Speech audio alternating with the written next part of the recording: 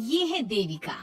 देविका पढ़ी लिखी और मॉडर्न लड़की है, लेकिन उसकी शादी ऐसे परिवार में हुई है जो गांव में रहता है।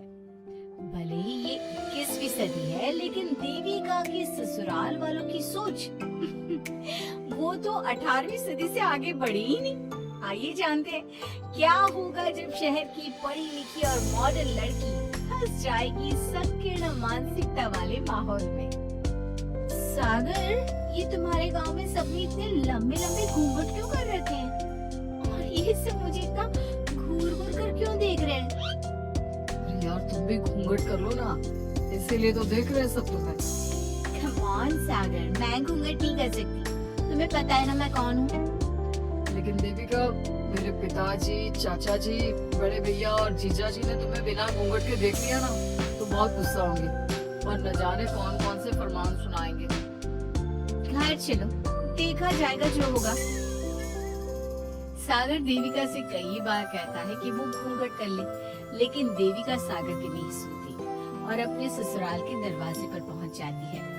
जब देविका वहां पहुंचती है तो देखती है कि उसकी सास विमला, चाची सास कम्मो और जेठानी सुजाता ने लंबा सा घूंघट कर रखा था, पर उनकी ननद बीना ने घूंघट नहीं किया हुआ था। लेकिन हाँ, उसने सर पर सलीके के साथ दुपट्टा जरूर ओढ़ा हुआ था। सागर अपनी पत्नी को सबसे मिलवा रहा होता है, तभी सागर के पिता जोगिंदर बोलते हैं, सागर, तूने बहू को इस घर के तौर तरीके नहीं समझा। हमारे घर की औरतें बिना घूंघट के किसी पर आए मर्द के सामने नहीं आती और तू इसे ऐसे ही ले आया। पिताजी, मैं समझा दूंगा। वो नई नई शहर से आई है ना, इसलिए उसे पता नहीं है। सागर की बात सुनकर उसके चाचा जी महेंद्र बोलते हैं, ये बात तो तुझे गांव में कदम रखते ही अपनी बीवी को समझानी चाहिए थी। हमारा गांव में बहुत नाम है। तेरी बीवी ऐसे गांव भर में घूमेगी तो क्या इज्जत रह जाएगी हमारी। ये बोलकर जोगिंदर और महेंद्र वहाँ से चले जाते हैं। शाम को घर की सारी औरतें खाने की तैयारी करती है। खाना तैयार हो जाता है, लेकिन घर की कोई भी औरत खाना नहीं खाती। बहुत रात हो जाती है, तब देविका कहती है, सासू माँ, खाना बने हुए तो देर हो गई, रात भी बहुत हो गई है, हम लोग खाना क्यों नहीं खा रहे? अरे बहू, ये क्या बोल रही हो? हमारे यहाँ घर की औरतें तब तक खाना नहीं खाती जब तक घर के मर्द खाना न खा ले। लेकिन इतनी देर हो गई, आप सबको भूख नहीं लग रही क्या?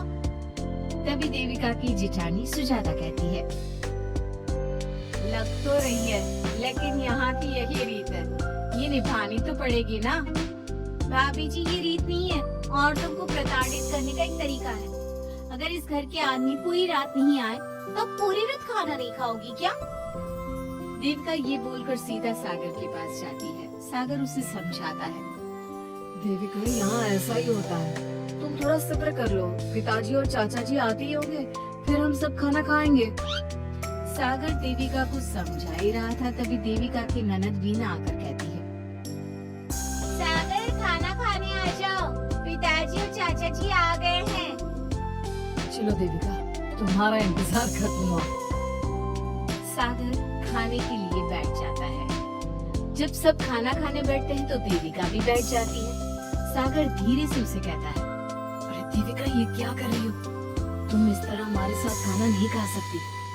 अगर क्यों सागर, मुझे भूख लगी है, सब लोग खा रहे हैं तो मैं क्यों नहीं खा सकती?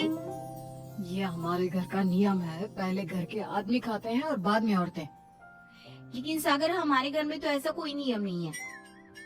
देविका और सागर में बहस छिड़ जाती है।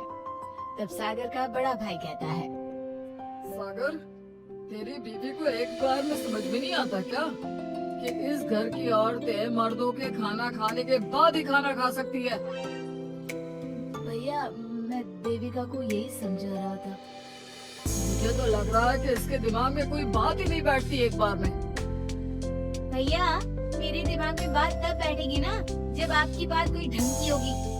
अरे आखिर क्यों घर की औरतों को आप लोगों की बात खाना मिलेगा? हाँ, अब से पहले घर की किसी औरत ने घर के किसी मर्द से इस लहजे में बात नहीं की थी, इसलिए वो सब देविका की बात सुनकर हैरान रह गए। तभी सागर के जीजा और वीना के पति कल्याण जी कहते हैं, ये क्या है सागर? इस घर की दीवारों को औरतों की इतनी ऊंची आवाज सुनने की आदत नहीं है। अपनी बीवी को बोल जरा होश से काम ले और चुपचाप चली जाए। क्यों चली जाऊं मैं चुपचाप? इस घर की औरतें आपकी हर बात बर्दाश्त कर लेंगी, लेकिन मैं शहर की पढ़ी लिखी लड़की हूँ।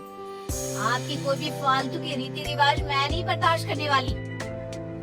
इस तरह देविका ने सारे घर की औरतों के लिए मिसाल पैदा कर दी। जोगिंदर के घर में पहली बार किसी महिला ने विरोध का स्वर उठाया है, ये बात घर के किसी मर्द को बर्दाश्त नहीं हो रही है। तभी जोगिंदर कहता है,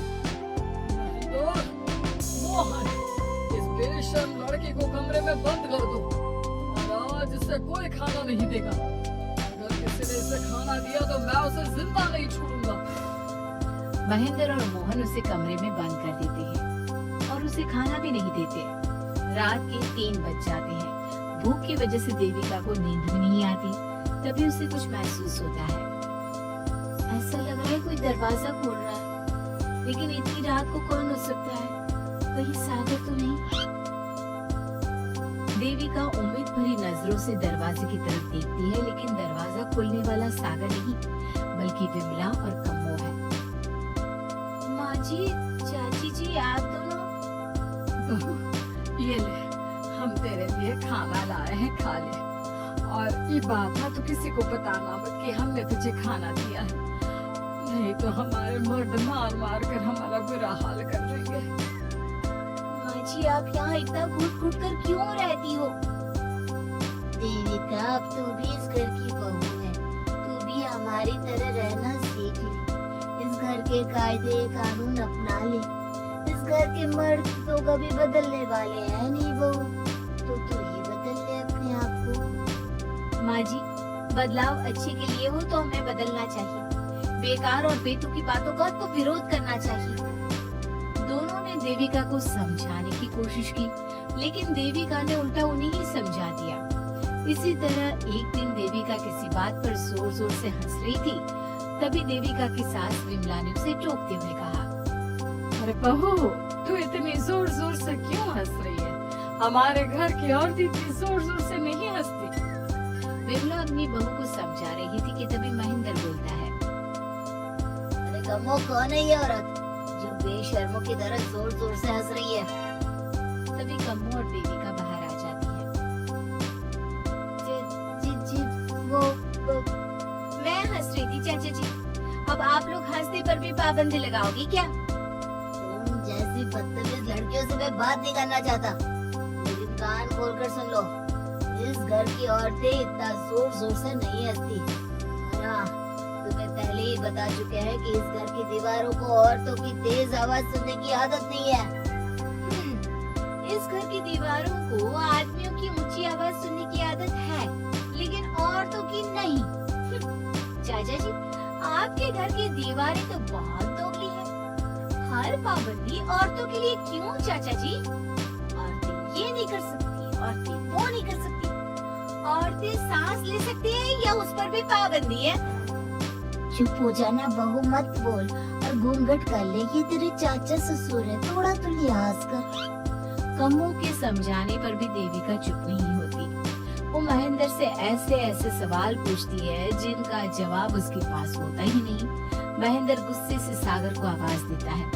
महेंद्र की आवाज सुनकर घर के सभी आदमी बाहर आ जाते हैं। जी चाचा जी, आपने बुलाया? अपनी मुंह जोर बीवी को यहाँ से ले जाने तो कुछ अनर्थ हो जाएगा। क्या हुआ चाचा जी? तेरी बीवी जिस तरह से मुझसे बात कर रही है, छोटे बड़े की तमीज नहीं है इसे। कम से कम 7 दिन तक ये कमरे से बाहर नहीं निकलनी चाहिए। अगर इसे मैंने कमरे से बाहर देख लिया तो किसी की खैर नहीं, समझे? पर मैंने कुछ गलत नहीं बोला। सागर जो सच है मैंने वही कहा है। देविका, चलो मेरे साथ। लेकिन सागर, मेरी बात तो सुनो।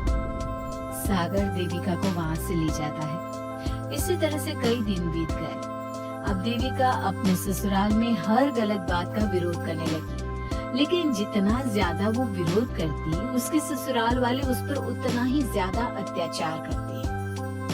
अब देखना ये है कि देविका अपने ससुराल वालों के अत्याचार को यूं ही सहती रहेगी। क्या उसके ससुराल में घूंघट में औरतों का दम इसी तरह घुटता रहेगा? अगर आप इन सवालों के जवाब जानना चाहते हैं ना, तो हमें कमेंट करके जरूर बताइएगा।